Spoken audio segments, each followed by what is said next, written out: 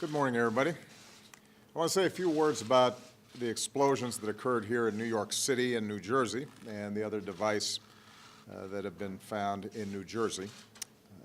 I've been monitoring the situation closely and receiving frequent updates from my team, and I've just been briefed again by FBI Director Comey. In addition, I've had a chance to speak with Governors Cuomo and Christie as well as Mayor de Blasio. We've seen what was apparently a pipe bomb go off in New Jersey, in Seaside Park, where it could have seriously injured our U.S. Marines and spectators who were there for a race. The bombing in the Chelsea neighborhood here in New York injured more than 24 people. We are extremely fortunate and grateful that nobody was killed, and our prayers go out to all of those who have been injured. We want to wish them a speedy recovery.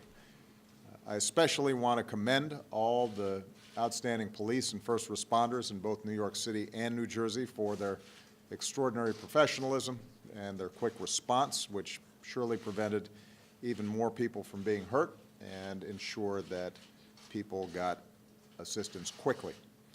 The investigation is moving rapidly, and as is my practice, I'm going to leave it to the FBI and law enforcement to provide details.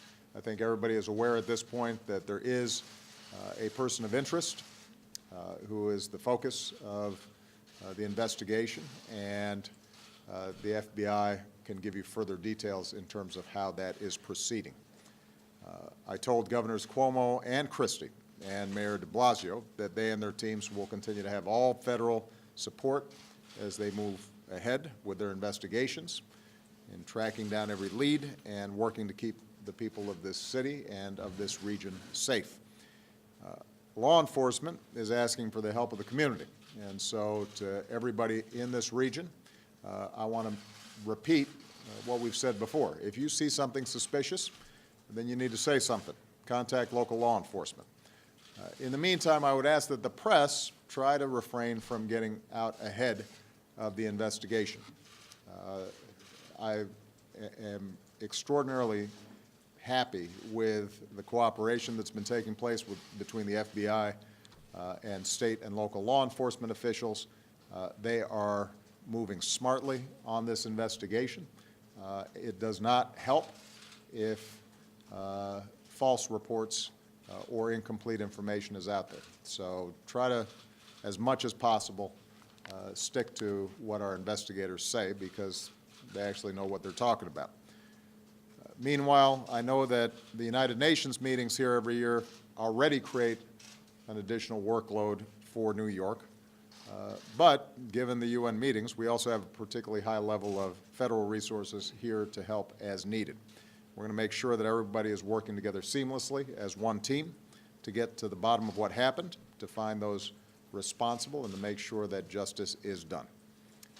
Meanwhile, while all this is going on in New York and New Jersey, we're also focused on the stabbing attack at the shopping mall in Minnesota. At this point, we see no connection between that incident and what happened here in New York and New Jersey.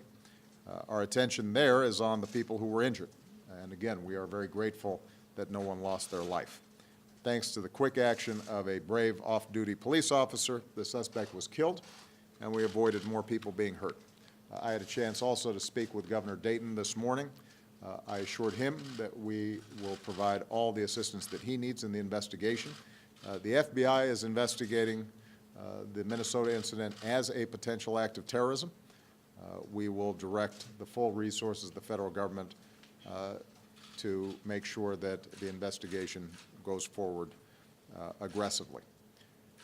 And finally, I want to take this opportunity to reassure the people in this city, this region, and Americans across our country that our counterterrorism and law enforcement professionals at every level, federal, state, and local, are working together around the clock to prevent attacks and to keep us safe.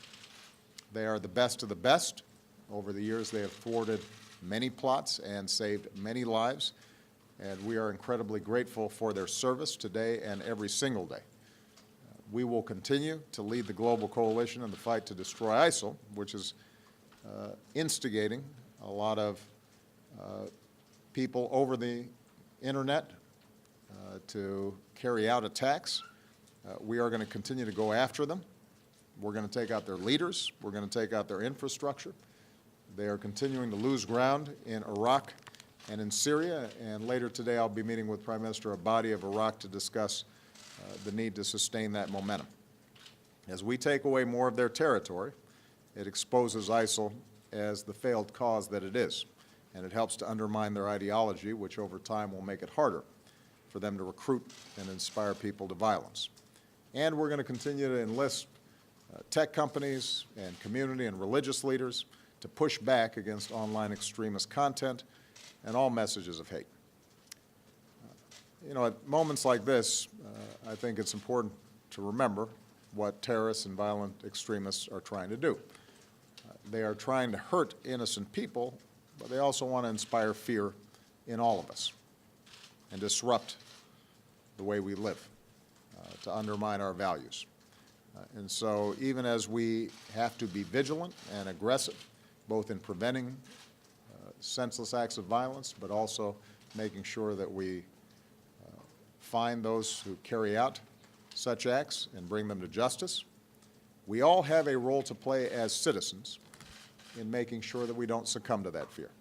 And there's no better example of that than the people of New York and New Jersey.